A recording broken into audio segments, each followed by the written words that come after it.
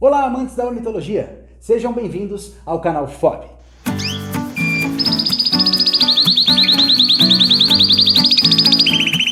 E o canal FOB continua com a nossa série de entrevistas por todo o Brasil.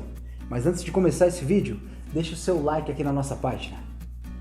E hoje o bate-papo do canal FOB é lá em Fortaleza, com o seu Linardi, do Canarinho Linardi, que acabou de me falar que ele cria 14 raças de canário. Davi, eu estava no seu YouTube agora e eu vi diversos vídeos ali com 14 raças, né? Eu nem cheguei a contar. Isso me estranhou muito, eu falei, poxa, acho que ele está postando vídeo ali de amigo. Mas é isso mesmo? Você cria 14 raças de canários? Então, Bruno, na verdade eu sou criador de canário de porte e tenho uma paixão antiga por canário de canto, tá?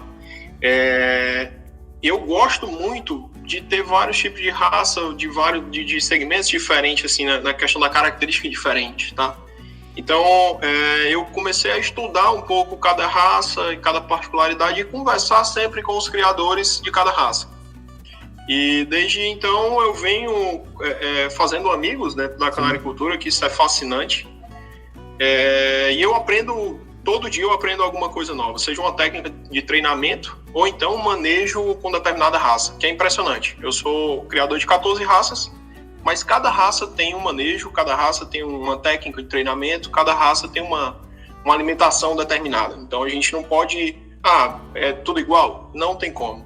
Não tem como. Então, cada raça tem realmente uma característica diferente. Não, isso aumenta seu trabalho aí em 14 vezes, né? Já que você cria aí 14 tipos diferentes de aves, né? Isso. Há quanto tempo você é criador, Davi? Pronto, vamos lá. Na verdade, eu comecei a criação de canário com 8 anos de idade, quando meu pai ganhou um canário de um amigo, numa feira. Ele estava visitando um amigo em uma feira e o amigo presenteou com um canarinho amarelo. E desde então eu fiquei alucinado pelo canto, achei a coisa mais linda do mundo. E meu pai ganhou um Hasenholler de um amigo que estava vindo de São Paulo, veio embora de São Paulo e deu de presente para ele. Eu achava fantástico, porque o canário cantava ali com o biquinho fechado. Eu falei, meu Deus, como é que sai o som? E o Hasenholler tem essa particularidade, sim, né? Sim. Então, com 8 anos de idade, eu comecei a criar e eu falei, cara, eu gosto disso aqui. Isso aqui é fascinante, eu vou comprar uma fêmea, fazer um casalzinho para brincar. Mas eu não consegui localizar alguns criadores da raça aqui em Fortaleza, que realmente, como a gente fica muito distante, é um pouco ainda complicado essa questão de localizar algum criador. Agora não, porque a tecnologia, graças a Deus, já avançou e a gente consegue localizar com mais facilidade, né? Mas na época, não conhecia ninguém, e aí eu acabei que não consegui reproduzir, fiquei somente com ele cantando em casa, tá? Quando foi no ano de 2011, já bastante tempo depois, eu estava vendo um jornal e eu descobri que ia ter uma feira de pássaros. Eu achei aquilo fantástico. Falei, cara, uma feira? O que vão fazer numa feira? E aí tinha que os juízes iam vir de São Paulo. Falei, mas juiz? Pra que juiz? E aí eu dei risada e eu corri, peguei um papel, anotei o telefone, né, do presidente da associação. Eu entrei em contato com ele e falei, cara, como é que funciona isso? Ele disse, não, vem visitar a gente. Eu falei, vou, com certeza. E aí eu fui lá, visitei o evento, achei muito legal, uma mesa lá, e o pessoal puxando a gaiola, subindo na mesa. Eu falei, cara, isso é muito interessante, eu nunca tinha visto isso. Era um concurso, Linardi, isso?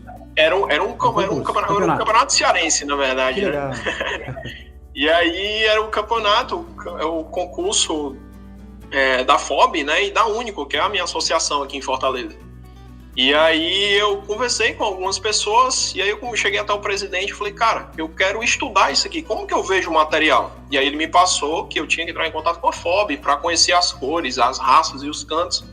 E aí eu contei a minha história para ele, falei, eu sou alucinado por canário de canto. Existe algum criador, você conhece algum criador pra gente ter esse bate-papo? E ele falou, vê com a FOB que a FOB te passa tudo isso. E aí na época eu entrei em contato com a FOB e comprei um manual da FOB. Na verdade, eu ganhei uma revista da FOB de um sócio lá do clube, né? Que legal. Eu falei, cara, isso é muito legal, isso é muito interessante. Aí eu comecei a estudar, procurando na internet, achei o site do Holler Club de São Paulo, e aí foi quando realmente, assim, startou na minha cabeça que eu tinha que criar aquilo ali, porque me vinha muita lembrança do meu pai, que tinha falecido já. Eu falei, cara, é muito bacana isso e eu vou tocar essa criação. E nessa época você não sabia nada, você só curtia o canto do seu canário porque era bonito, mas você não sabia nada dos turnos, nada do canto zero. Nada, absolutamente nada. Eu era assim, como a gente fala aqui em Fortaleza, um zero à esquerda, eu não sabia absolutamente nada. E eu olhava e eu achava legal, porque cantava e tal, e criava muito bem os filhotes, o Hasenholler, né? Eu falei, cara, eu preciso criar isso, eu preciso de um casal, de uma fêmea. E aí em 2011 tentei, não consegui. Aí em 2012 eu tentei e não consegui. Eu falei, cara, sabe uma coisa? Eu vou estudar para poder pegar um canário bom, de fato, para que eu possa participar do campeonato, né? Claro. E aí em 2013 eu consegui pegar um casal, fiquei alucinado. Mas aí o que foi que aconteceu? Como não tinha campeonato de canto em Fortaleza, eu acabei que não conseguindo colocar para frente essa minha paixão que eu tinha do Hasenholler para levar para concurso, mas ele ia ficar em casa, porque eu era apaixonado. E aí eu conheci alguns criadores e comecei a estudar algumas raças e falei, cara, existe canário de porte, várias raças diferentes. Aí eu olhei um Giber, eu olhei um Fife e vi que era aquele mundo ali que realmente eu gostava, né? E aí eu conheci vários criadores através de Facebook, até mesmo na revista da FOB eu olhava o nome dos criadores, eu jogava no Google, botava lá entre aspas para ver se eu localizava o telefone, o e-mail. Passei e-mail para alguns criadores, alguns me responderam, outros nunca me responderam. E aí eu sempre assim, tentando buscar algum conhecimento, né, para não chegar assim de surpresa, pegar um canário de surpresa, né? E aí eu busquei vários contatos, alguns com êxito, outros não. E em 2013 eu consegui comprar também um casal de Giber e um casal de Border, que eu achava também lindo, e aí comprei. Também gosto muito. E aí eu comprei esse casal e eu falei, interessante, tudo que eu estudei, eu tô conseguindo ver nesse canário. Cara, será que eu não estudei direito ou será que eu achei as pessoas corretas para me ceder as matrizes, né? E aí foi em 2014, né? Eu reproduzi em 2013. E aí em 2014, quando eu fui levar para o campeonato, eu vi que não apenas eu tinha feito a reprodução de forma correta, mas como eu tinha localizado, através da FOB, os criadores que precisavam me ajudar com matrizes boas, né? E eu falei, cara, isso é fascinante. Eu encontrei o criador certo, comprei as matrizes certas e o resultado, em um ano de reprodução, eu já consegui ser campeão cearense na raça que eu criava, né? Poxa, que legal. E só tinha um criador aqui na minha cidade, da raça que eu tava criando, e o criador até chegou para mim e falou, cara, como que você conseguiu? Porque, parabéns, né? Você é um cara novo, você se associou agora, praticamente, e tá fazendo um campeão. Eu falei, rapaz, eu tô muito mais feliz do que você, porque foi uma surpresa, né? E aí eu dei risada, fiquei muito feliz, falei, cara, agora eu vou estudar ainda mais. Agora que começou a brincadeira, né? E aí eu comecei a estudar ainda mais, aí cheguei no manual, que eu até então só tinha visto nas revistas, não sabia que existia um manual. Mesmo criando, eu não sabia que existia um manual. E aí eu peguei o manual e fui estudar o manual. E estudei todas as raças que tinha no manual. Eu falei, eu preciso criar todas. É assim uma paixão mesmo, a canaricultura de porte. E aí desde 2014, quando eu fiz esse campeão, eu fiquei apaixonado e venho ano após ano criando várias raças. Sendo assim, bem sincero, eu sou um grande incentivador aqui na minha cidade. O pessoal... Até foi por isso que o pessoal da FOB pediu aí pra gente conversar, porque eu venho incentivando bastante a canaricultura de porte e a canaricultura de canto aqui na minha cidade, porque a gente não tem. Eu acho que talvez por conta desse problema todo da distância que o centro da FOB para algumas cidades do Nordeste, a gente acaba não conseguindo ter alguns criadores de algumas raças. E também isso startou em mim uma situação de falar, cara, a minha associação precisa ter vários criadores de várias raças. Então eu vou ajudar. Se eu não conseguir criar, pelo menos eu vou ajudar alguns criadores a ter aqui na nossa cidade as raças que tem no manual. Porque isso é interessante, esse leque de criadores, né? É tanto que se você chegasse a uns 2, 3 anos atrás, só tinha eu criando canário de porte. Eu e mais uns 2 aqui em Fortaleza criando canário de porte. Hoje não. Hoje tá uma febre, graças a Deus, tem muito criador. Legal. Inclusive até o juiz, quando veio da última vez, ele ficou impressionado. Ele falou, cara, interessante, né? Eu vim aqui há um tempo, eu julgava aqui e numa manhã acabava o julgamento. Hoje não, a gente tem que estender o dia e às vezes até tem que jogar alguma coisa pro dia posterior, porque tem muitos canários, isso é bom. E graças a Deus a criação de canário de porte vem crescendo muito, né? Agora o meu desafio maior é a criação de canário de canto, né? Que é uma paixão antiga minha. Sim, com certeza. Botar pra frente mesmo, e a ideia já tá no foco do Nordestão do ano que vem, em Natal. Acho muito legal esse seu discurso, ele serve aqui como exemplo para os nossos espectadores. Acho que você repetiu a palavra estudo pelo menos umas 10 vezes nessa sua fala. Né? Realmente a canericultura, acho que o seu sucesso ele vem desse estudo mesmo, desse aprofundamento, de você buscar informações, né? De você buscar matrizes de qualidade. Né? Eu conversei com 2 criadores de canto também, de canário de canto, semana passada. Né? E a gente estava discutindo muito sobre isso, sobre como buscar matrizes de qualidade em um canário de canto. Que você tem aí diversas possibilidades genéticas, né? Para você saber se um canário é bom, você tem que saber quem é a mãe desse canário, quem é o pai desse canário, você tem que saber tudo isso. Então é muito difícil você encontrar realmente ali uma matriz de qualidade, né? Você tem que ter certeza no que você está fazendo, né, Linardi? Com certeza. Inclusive, assim, né, as 2 pessoas que você conversou foram as 2 pessoas que eu mais perturbei, no bom sentido, quando eu falei que eu ia criar canário de canto, né? Eu conversei insistentemente com o Gustavo, assim, eu mandava mensagem pro Gustavo o dia todo. Cara, eu preciso que você me explique o que é os tons, o quanto tempo que tem que cantar, mas como é que eu identifico uma boa fêmea para reproduzir. E assim, eu sempre falo, quando eu vou conversar com os criadores mais experientes, né? Eu falo, cara, me desculpa se eu estiver até lhe atrapalhando, você responde quando você puder. Não tem pressa, mas eu vou lhe perguntar porque eu quero aprender. Então, assim, na minha vida, na verdade, eu gosto muito de estudar e ver alguns desafios, né? A canaricultura de porte, para mim, é um grande desafio. Porque, como eu falei, cada raça tem uma particularidade, então é desafiador. Com certeza. A questão dos canários de canto, né, só para explicar um pouco melhor. Eu crio as 15 raças, como eu te falei, mas, de um modo geral, uma raça fica no meu apartamento, que é o caso do timbrado floreado. Tá? Por quê? Porque ele aprende com muita facilidade o canto dos outros. Vou te interromper, porque eu ia perguntar justamente isso, acho que a gente já entra nesse assunto. Né? Como é que você faz a gestão do seu criador, aí sendo que você mistura porte e canto? Né? E você tem algumas raças aí que realmente adquirem esse canto, se eles ficarem expostos a outros canários ali. Como é que você faz isso? Conta agora pra gente como é que você faz o manejo do seu criador. Pronto, vamos lá. Na verdade, na minha criação, como eu tenho as raças de porte e canto, eu tive também que fazer tive que separar um pouco. Por exemplo, os meus Hasenroller, eles ficam na última fileira da criação, tá? Eles ficam mais na parte de baixo, que é uma parte mais sombreada, uma parte mais escura, tá? Uhum.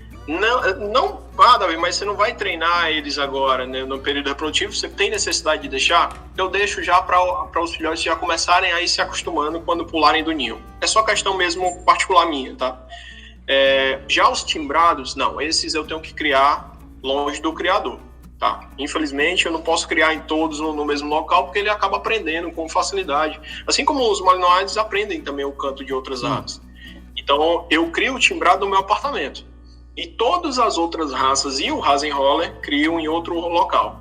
E aí, como eu gosto de várias raças, e eu precisava de ter um pouco mais de tempo ali para dar o manejo necessário para cada raça, eu tive que fazer uma série de implementos na minha criação. Bebedouro automático, a esteira de papel, eu precisei padronizar as minhas gaiolas, os meus comedouros eu tive que padronizar, então os ninhos eu tive que padronizar, porque assim, a padronização, até para o criador iniciante, é muito interessante que ele já tente startar isso desde o início. Eu sei que é difícil, mas se puder, isso é assim, crucial, porque você acaba não tendo tantas mudanças no futuro, tá? Então a gente precisa ter essa questão de padronização muito ali junto da gente. A minha criação, é até interessante comentar que a minha criação eu tentei dar esse padrão desde o início. Por quê? Porque antes de executar eu estudei. E eu fiz um projetinho meio que assim até a gente brinca, meio de padaria, mas eu coloquei no papel e falei, eu vou fazer isso, isso e isso. E aí todos os anos eu fazia alguma coisa. A iluminação do canarinho foi um ano, a esteira de papel no outro ano, os bebedouros automáticos no outro ano, e aí tá dentro do padrão que eu quero, dentro do padrão que eu fico mais solto para treinar e para cuidar cada raça da forma que precisa, entendeu? E você cria aí no seu apartamento, você tem um quarto específico para criação, é isso, Linardi? Isso, eu tenho um local específico aqui na criação, aqui no apartamento, e fica na verdade o timbrado eu não faço muitos casais, até como o próprio Gustavo falou. Você precisa fazer poucos casais, mas precisa tentar tirar uma quantidade razoável. Então a ideia é tirar uma média de 20, 25 filhotes. Então eu tenho um local específico para eles aqui no meu apartamento que comporta até essa quantidade, entendeu? E você faz o treinamento deles aí no seu apartamento também? Pronto, o treinamento eu vou fazer também aqui no meu apartamento, né? Ainda não tive necessidade de fazer, tá? Mas o treinamento também eu já desenhei como é que eu vou fazer, fechando ali alguns locais para que eu possa colocar as gaiolinhas e também colocar na penumbra para ficar bacana o treinamento. Legal. E quais são as maiores diferenças de manejo dessas 15 raças que você cria? Tem alguma alimentação que você, por exemplo, essa alimentação é específica para esse aqui não pode comer isso de jeito nenhum? Existe alguma diferença tão grande assim, Linardi? Existe, porque o que acontece, né? Dá 2 exemplos até para você entender melhor. Por exemplo, o raça espanhola. Raça espanhola é um canário pequeno, canário magrinho ali, ele não pode comer muita aveia, tá? Então, já o Fife eu acabo colocando, porque o Fife ele parece ser mais arredondado, mais ovalado, né? Como a gente fala realmente no estandarte da raça. Então, o Fife já pode comer uma quantidade de carboidrato que vem da aveia mais elevada do que o raça espanhola. Raça espanhola, se ele tiver peito, quando ele subir em cima da mesa, ele não é desclassificado, mas ele vai perder pontos para outros canários, sim, tá? Então, sim, essa diferença das raças, você também tem que fazer no manejo, tá? Se você botar misturar a alimentação, a mesma alimentação que eu dou pro Fife, eu vou dar pro raça espanhola. Não vai dar certo, porque ele acaba engordando muito. Farinhada, mesma coisa. Se eu dou farinhada para o Fife, se eu der muita farinhada também pro raça espanhola, também vai engordar. Isso não é legal, entendeu? Então você cria são alimentações específicas para cada raça, né? Praticamente, é isso. Isso. No caso, tipo, o frisado do sul e os melados não tem muita diferença quanto ao manejo, tá? Por exemplo, raça espanhola e o Gibber também não tem muita diferença no manejo. O Fife e o Border não tem muita diferença no manejo. Então, assim, tem sempre uma ou outra raça que elas se parecem, que a alimentação é a mesma. Então, isso acaba ficando um pouco mais fácil. E é claro, né, eu também anoto tudo para que eu não tenha, acaba não me perdendo, né, na quantidade de raças que eu crio. E no manejo da reprodução, também tem muita diferença entre uma raça e outra, Linardi? Não, já na reprodução eu não tenho esse manejo diferenciado, tá? Sendo muito sincero, que eu gosto sempre de falar para todo mundo, na época de reprodução, eu gosto de fornecer a alimentação mais rica possível para todas as raças. Porque é um período onde a fêmea fica muito tempo deitada no ninho chocando, é o tempo onde o macho tem que se alimentar para alimentar os filhotes. Então, essa questão da alimentação eu acabo deixando bem solto, coloco até inclusive, na alimentação no período reprodutivo, eu sempre deixo um coxo com aveia para todo mundo. Tá com o ovo ali, já tá pertinho de nascer, eu já vou lá e coloco o coxinho com aveia, né? Que o filhote, a fêmea come aquela aveia e ela acaba transformando em uma papinha e acaba dando para os filhotes e acaba evoluindo mais. O carboidrato da aveia acaba melhorando a alimentação dos filhotes. Aí nesse ponto, para todas as raças, você introduz aveia, então? Mesmo para o espanhol, mesmo para todos? Para todos. No período reprodutivo, para todos. Mas quando acaba o período reprodutivo, aí a gente volta somente na semente, né? E aí volta da farinhada e aveia somente para as raças que eu venho trabalhando anteriormente, né, antes do período reprodutivo. No período reprodutivo, todo mundo, mas depois desse período, não. Cada raça tem uma alimentação determinada, né? E a gente sabe que aí em Fortaleza faz um calor do caramba, né? A gente adora esse calor, adora viajar para aí. Tem alguma influência desse clima na sua criação, Linardi? Então, a gente até eu brinco bastante com os amigos aí de São Paulo, do Rio Grande do Sul, né? Que inclusive eu estava conversando com um amigo, ele falou, tem neve aqui, tá muito frio aqui, ó, vou te mandar uma foto do canarinho. E aí ele mandou, e tinha em uma das gaiolas, o bebedouro tava vazando e meio que congelou no bebedouro. Falei, meu Deus do céu, cara, pois então, graças a Deus, eu acho que aqui em Fortaleza eu tô no paraíso, porque a gente tem um clima muito quente, então os canários eles acabam, quando dá ali mais ou menos junho, julho, a grande parte das fêmeas já estão prontas para a reprodução, né? E elas vão fácil até dezembro, janeiro. Tem fêmeas que ficam em janeiro, fevereiro querendo fazer ninho. Sim. Né? Então cabe ao criador respeitar também, isso é importante comentar contigo, que eu tenho um respeito muito grande pelas aves. Então assim, na minha opinião, você só deveria fazer três posturas. Tá? Porque realmente eu acho que não tem necessidade de você fazer 4, 5, 10 reproduções de uma fêmea, porque é uma situação de pensar no bem-estar do animal. Tá? Então eu tenho também essa responsabilidade de pensar muito na ave. Obviamente, você observa como é que a fêmea está. Se ela está apta para fazer uma nova postura, você pode até deixar. Mas passar de 3 reproduções eu acho um exagero, né? Então eu tenho muito isso comigo e eu fico sempre observando. Voltando agora na questão do clima que você perguntou. Então, deixa eu te perguntar, existe algum clima específico para o canário? Porque originalmente ele tem um clima diferente do nosso. Né? Ele é uma ave adaptável? Exato, é isso que eu ia comentar. Se você observar bem no nosso Brasil, cada região tem um clima distinto. Sim. Né? E o canário ele se adapta muito bem. Eu já mandei canários para o Rio Grande do Sul, o cara me ligou e falou, pô, Linardi, o canário chegou aqui, já está pronto para reprodução. Falei, cara, ele saiu do quente, foi pro frio e já está pronto para reproduzir. Ele disse, tá. Pô, muito interessante. Ele vai se adaptando, ele vai se moldando à temperatura, né? Isso é interessante comentar. Da mesma forma como eu trouxe alguns canários de São Paulo e passou a questão aí de, eu acho que umas 2 semanas, o canário simplesmente aprontou. E eu olhei aquilo e falei, meu Deus, impressionante. O canário veio de lá, num clima muito frio, chegou aqui, mudança de temperatura, aprontou. Agora também até é interessante comentar que existem casos que o canário acaba entrando em muda, tá? Ele chega, tem essa mudança brusca de temperatura, ele sente e ele acaba entrando no período de muda de penas. Então esse período é um período que eu fico até com medo, porque é um período que a ave fica mais debilitada, né? Sim, por conta da mudança natural, né?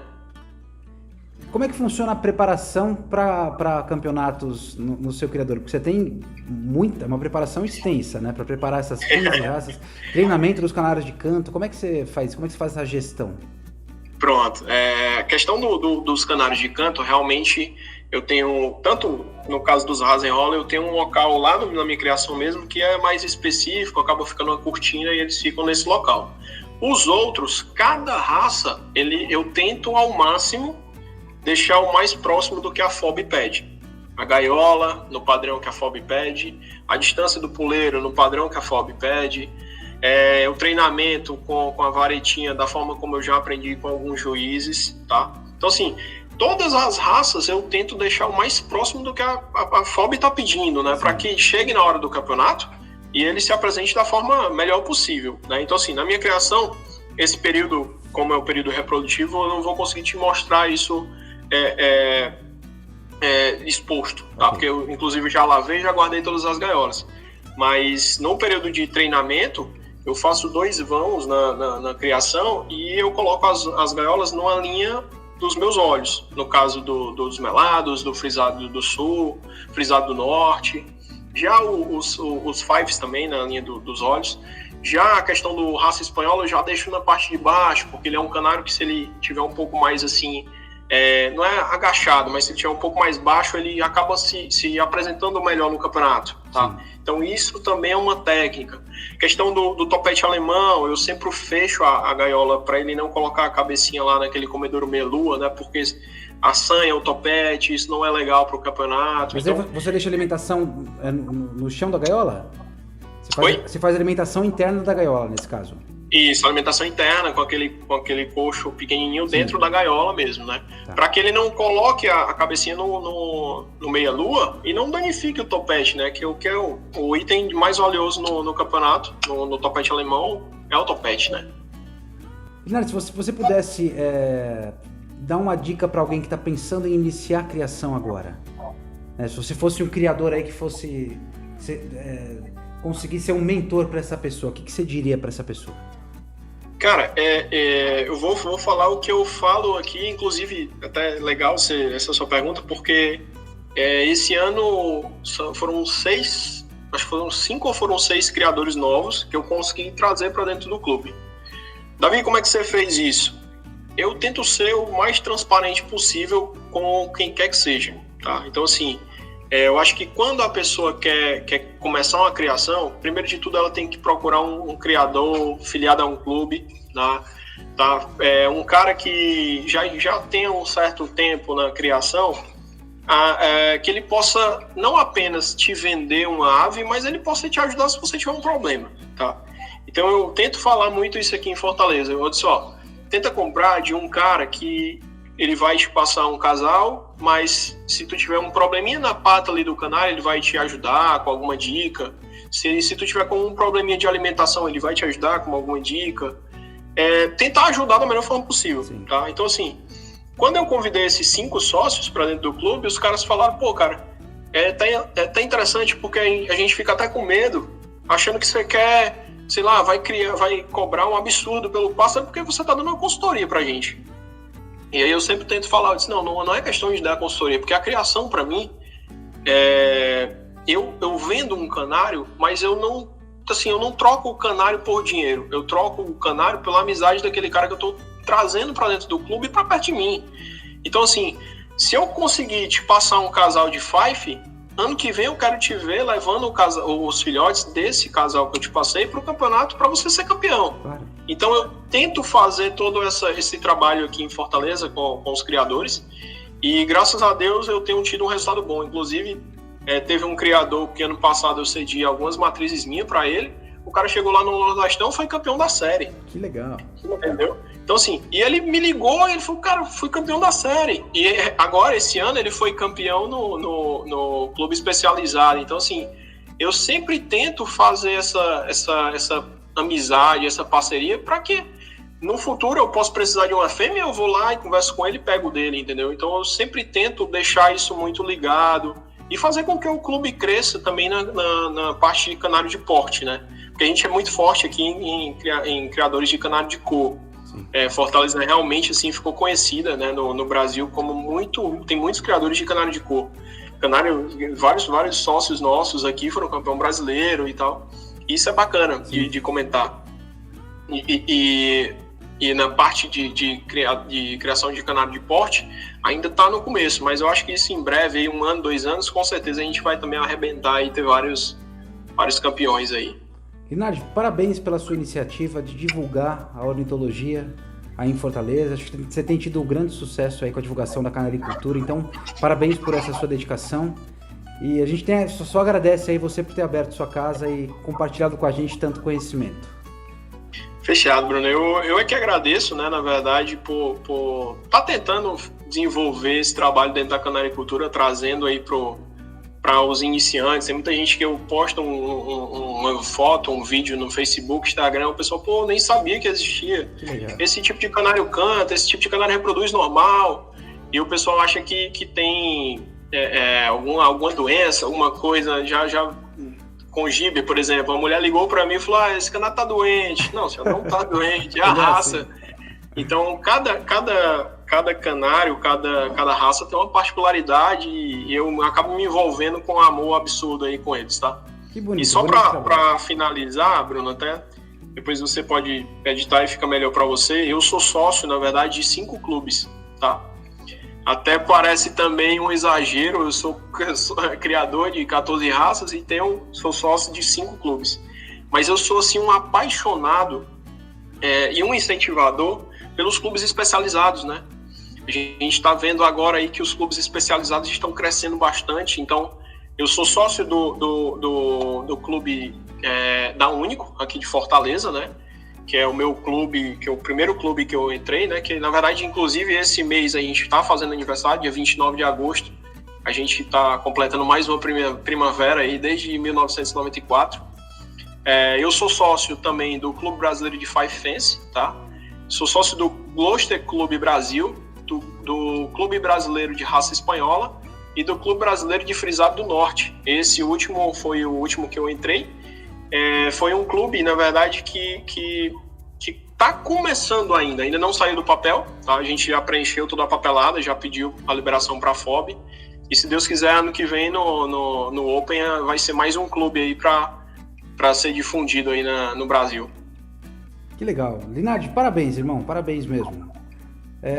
Obrigado por ter aberto sua casa, novamente agradecer a você por contribuir com a gente com todo esse conhecimento. E deixando isso tudo passar, a gente vai aí comer um belo charque, um belo baião de dois, aí tomar um coco na praia. A gente se encontra e visita seu canaril para filmar suas aves aí. Fechado, será um prazer receber vocês por aqui, viu? Beleza, obrigado, Linardi. Boa noite, querido. Um abraço, boa noite. Obrigado. E o canal FOB continua aqui de casa, levando conhecimento para dentro da sua casa. Se você também é um amante da ornitologia, acesse o canal do YouTube da FOB, o site da FOB, o nosso Instagram e confira as nossas matérias e entrevistas. E quando tudo isso passar, pode preparar aquele cafezinho que a gente vai estar aí no seu criador. Vem com a gente nesse voo.